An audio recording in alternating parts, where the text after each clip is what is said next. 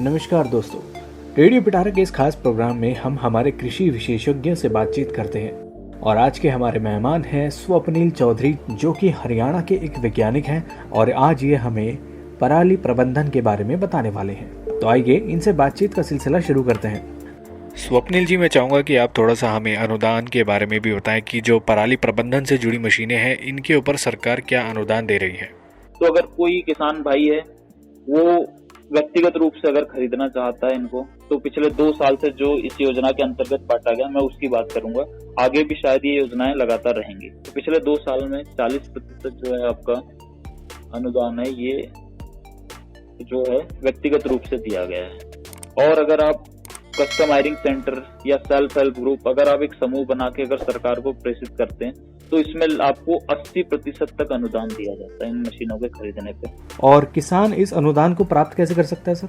आपके एडीओ होते हैं, कृषि विकास विस्तार अधिकारी या ग्राम सेवक, इनसे आप संपर्क कर सकते हैं समय समय पे कि ये योजनाएं कब आती है और किस आधार पे।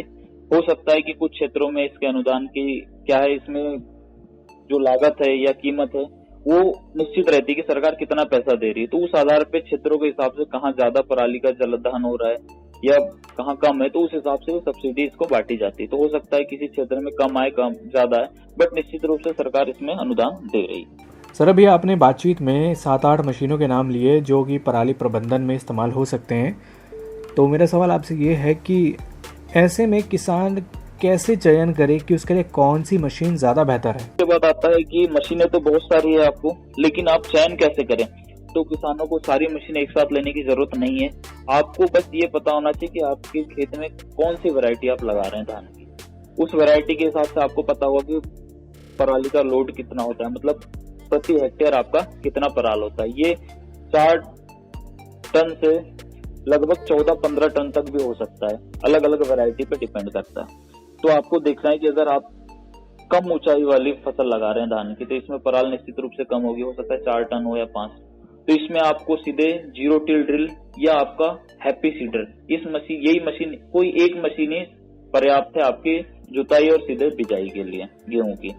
क्योंकि जो समय होता है आपका धान की कटाई और गेहूं की बिजाई, ये बहुत सीमित होता है। लगभग 15 दिन हम मान के चलते हैं। इस 15 दिन में आपको धान की कटाई करना है, पराल को भी हटाना है और आपको बिजाई भी करना है। तो इसलिए ये जो हैप्पी सीडर है या हैप्पी सीडर या आपका जो जीरो टिल ड्रिल है, ये बहुत अच्छी मशीन है। इसके अलावा अगर आप देखते हैं कि आपकी पराल की मात्रा अगर थोड़ी ज्यादा हो रही है, तो आप स्ट्रॉ चॉपर जो कुतरा करने वाली मशीन है, उसके साथ आप जीरो टिल ड्रिल या हैप्पी सीडर का उपयोग कर सकते हैं। या ऐसे ही आप बढ़ते जाएंगे तो आप देख सकते हैं कि अगर आपके पराली का लोड बहुत अधिक है, मतलब आप एक्सट्रीम केस पे चल रहे हैं कि आप एकदम बासमती वैरायटी और अच्छी ज्यादा पराल लगभग 14 से 15 टन हो रही है, इसके केस में आपको लगभग सारी मशीनों का 4 मशीनों का एक पैकेज बना के चलना पड़ेगा। जैसे कि आप सुपर एक्स्ट्रा मैनेजमेंट सिस्टम जो कंबाइन हार्वेस्टर लगता है, इसको लगाना पड़ेगा। ये कुछ हद तक कुतरा करेगा और जमीन पे बिखेर देगा। इसके बाद आप रिवर्सिबल मोल्ड बोर्ड हल चलाएंगे, जिससे वो जो पराल है वो मिट्टी में दब जाएगी। इसके बाद आपका जो दबी हुई जो मिट्टी है, तो मिट्टी आपको असमतल दिखेगी, क्योंकि जो मोल्ड बोर्ड पड़ा हुआ है वो मिट्टी को असमतल कर देता है कुछ हद तक। इसके बाद आप रोटावेटर चलाएंगे। रोटावेटर से आपकी जो जमीन है समतल हो जाएगी और जो बड़े ढेले हैं वो टूट जाएंगे। इसके बाद आप जीरो टिल ड्रिल से बिजाई कर सकते हैं।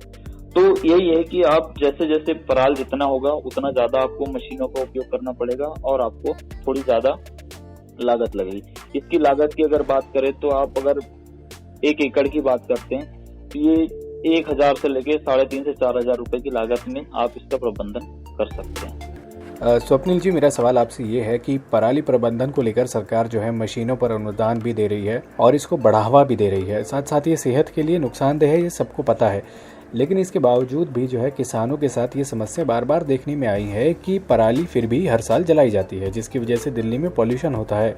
तो ऐसे में किसानों को जागरूक करने के लिए क्या क्या कार्यक्रम किए जा रहे हैं? किसानों से अपील तो लगातार की जा रही है, चाहे वो कृषि विज्ञान केंद्रों के जरिया हो या गांव-गांव में जागरूकता के लिए रैली की जा रही है कि मतलब इन पे जो मुख्य जो उद्देश्य है कि आप पर्यावरण आप बचाएंगे कैसे, पराली के प्रबंधन को जलने को रोकेंगे कैसे। तो इसलिए योजनाएं चलाई जा रही है और लोकल स्तर पे भी इसको बहुत हद तक पहुंचाया जा रहा है, जिसमें जो मुख्य रूप से योगदान कृषि विज्ञान केंद्रों का है, क्योंकि वहाँ पे वहाँ पे वैज्ञानिक हैं 1-2 जो आपके मशीनरी विभाग के भी एक वैज्ञानिक लगभग कृषि के विज्ञान केंद्रों पे हैं जो मशीनों की जानकारी देते हैं, या फिर ये जो पर्यावरण में जो दुष्प्रभाव है इन पे भी।